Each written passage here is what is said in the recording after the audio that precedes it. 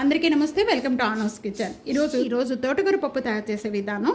ఇది చాలా అంటే చాలా టేస్ట్గా ఉంటుందండి. బ్రేక్ఫాస్ట్లో అండ్ రైస్లో కూడా చాలా బాగుంటుంది అండి. ఎప్పట్లా కాకుండా ఈ విధంగా ట్రై చేసి చూడండి.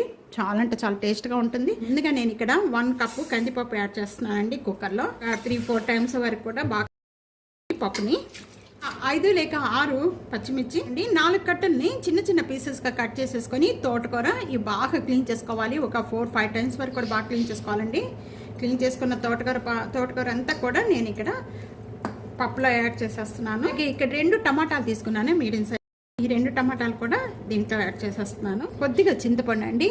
చింతపండు పప్పులో వేస్తే ఉడకదేమో అనుకుంటారు, కానీ ఉడికిపోతుందండి, మెత్తగా ఉడికిపోతుంది. కప్పుతో అయితే కందిపప్పు తీసుకున్నాము. సేమ్ కప్తోనే 3 కప్స్ అనేది వాటర్ యాడ్ చేస్తున్నాను. మూత పెట్టేసేసుకొని ఒక 5 లేక 6 విజిల్స్ వచ్చే వరకు కూడా కుక్ చేసుకోవాలి. 5 విజిల్స్ వచ్చేసాక వెంటనే బంద్ చేసేయండి. ఓపెన్ చేద్దాము.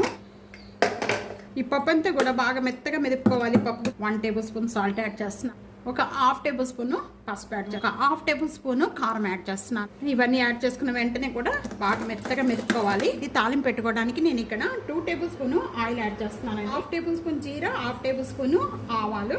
ఇవి వేగుతూ ఉండగానే వెల్లుల్లిపాయ రెబ్బలు ఒక 5 లేక 6 ఎండుమిర్చి, కొద్దిగా ఇంగువ అండి.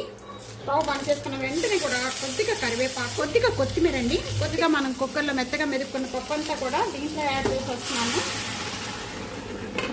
యాడ్ చేసిన వెంటనే కూడా మూత పెట్టేసేసుకుంటే ఆ పప్పులో ఉన్న మంచి స్మెల్ అనేది బయట పోకుండా మరింత టేస్ట్ వస్తుంది. ఈ తాలింపు అంతా కూడా బాగా కలుపుకోవాలి. అడ్జస్ట్మెంట్ చేసుకొని కొద్దిగా వాటర్ కూడా మీరు ఇప్పుడు పోసు. నాకైతే కరెక్ట్గా సరిపోయిందండి. ఈ విధంగా ట్రై చేసుకోండి. చాలా నేను ఉల్లిపాయ కూడా వేయలేదండి. చూసారు కదా, తోటకూర పప్పు ఈ విధంగా ట్రై చేసి మీకు ఎలా ఉందనేది కామెంట్స్లో తెలియజేయండి.